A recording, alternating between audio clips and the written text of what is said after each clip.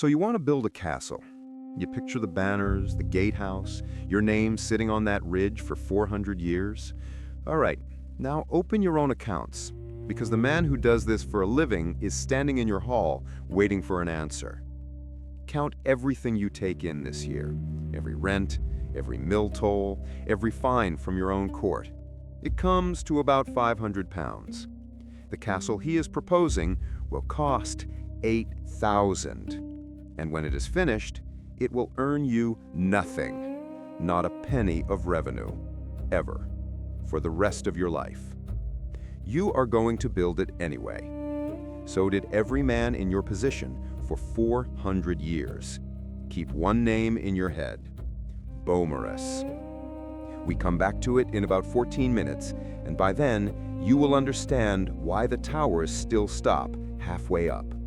Because a castle was never a house. It was the most expensive weapons system of its century, and it bankrupted kings.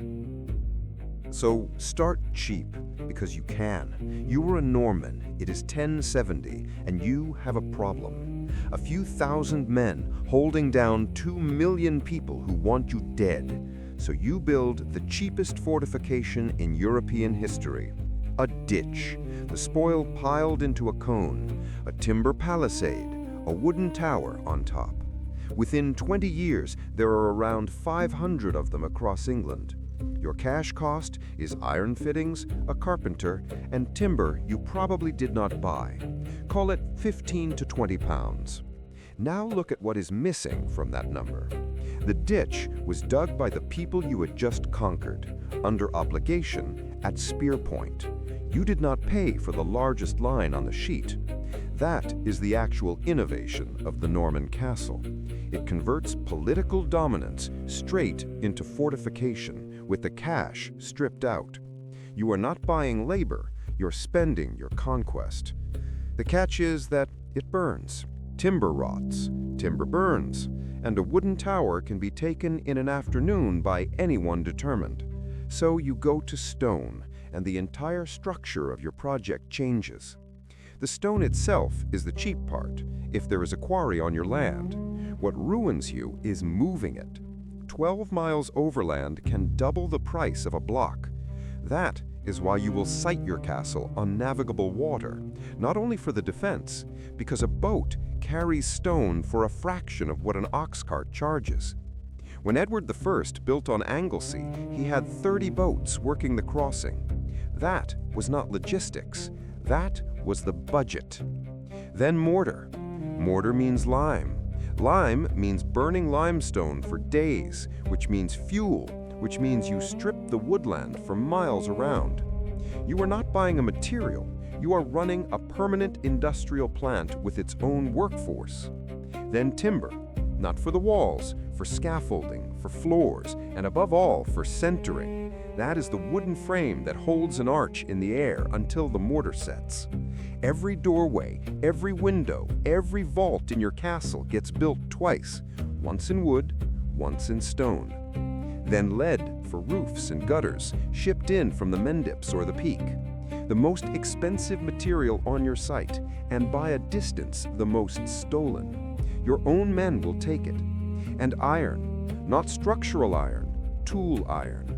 Picks and chisels blunt themselves against rock all day, so your smith is not a supplier, he is permanent staff, standing at a forge until dark, repointing the same tools he repointed yesterday. From the surviving accounts, the split lands around 1/3 materials, 2/3 labor, which tells you what you have actually signed.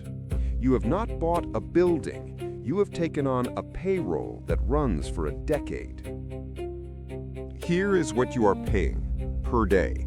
Laborer, 2 pence. Skilled mason cutting dressed stone, 4 to 6. Master carpenter, master smith, about the same. And at the top, the master mason, architect, engineer, and site director in one man. Edward I was James of St. George, brought in from Savoy. He took 3 shillings a day, 36 pence, 18 laborers' wages every single day to one man, plus a pension for life at the end of it. You are not hiring a craftsman, you are paying for a strategic hire out of a foreign country, and the rate tells you how few men in Europe could actually do this work. Now look at your site. Harlech, summer of 1286. About 950 men, 227 masons, 115 quarriers, 30 smiths and carpenters, 546 laborers. That is a town, standing on a rock above the sea, in a country conquered 18 months ago that has not accepted it. And most of them did not come willingly. Masons were requisitioned county by county across England, assembled by royal writ and marched to Wales, sometimes under escort, because desertion never stopped.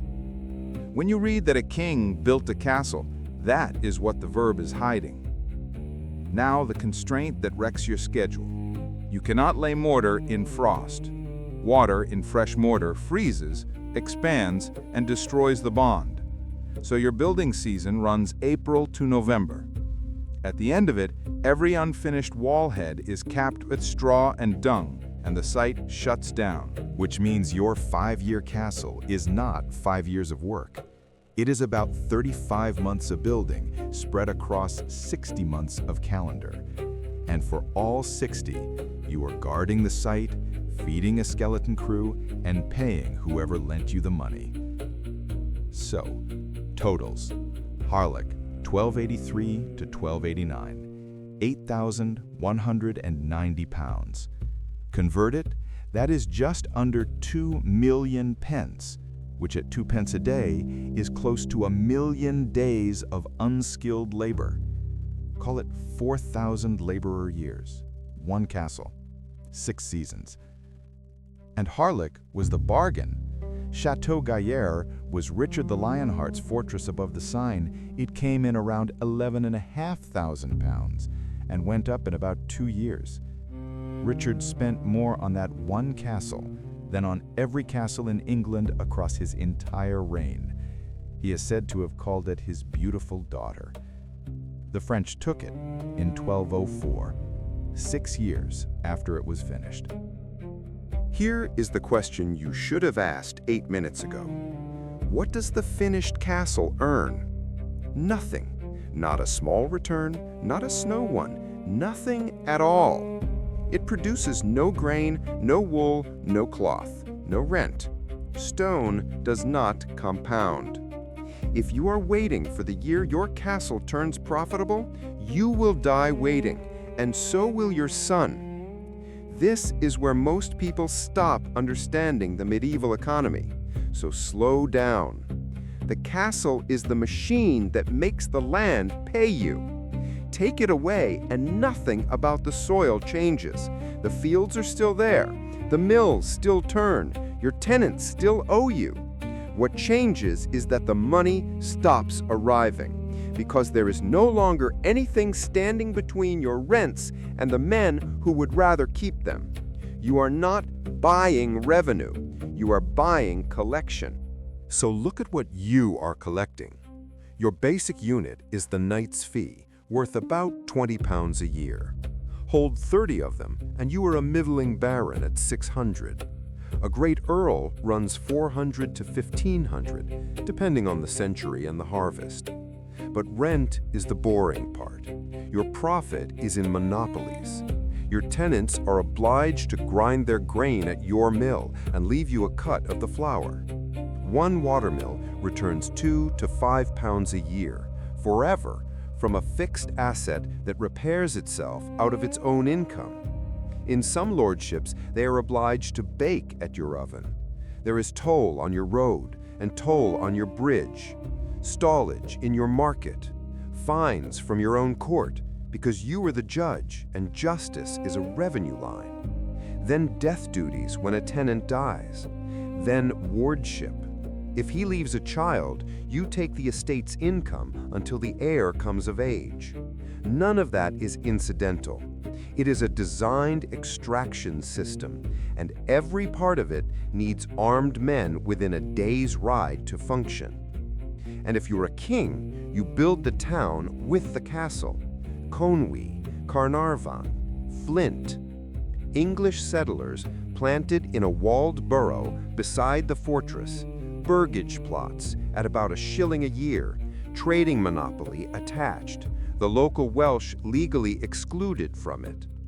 Castle, wall, market, garrison, one unit. A fortified business park with artillery. Now put your two numbers side by side, because this is the entire video in one comparison. Your lordship grosses £500 in a good year. Harlech cost $8,000. Beaumaris, $15,000. Your build cost is somewhere between 10 and 30 times your total annual income, gross, before you feed your household, arm your retinue, or pay the church. Nobody in your position was expecting a return. You are not buying an income. You are buying the odds of still being alive and still being lord in 20 years. The scaffolding comes down. You are finished. You are solvent. The worst is behind you. It is not. Everything so far was capital. One bad decade and it is done with.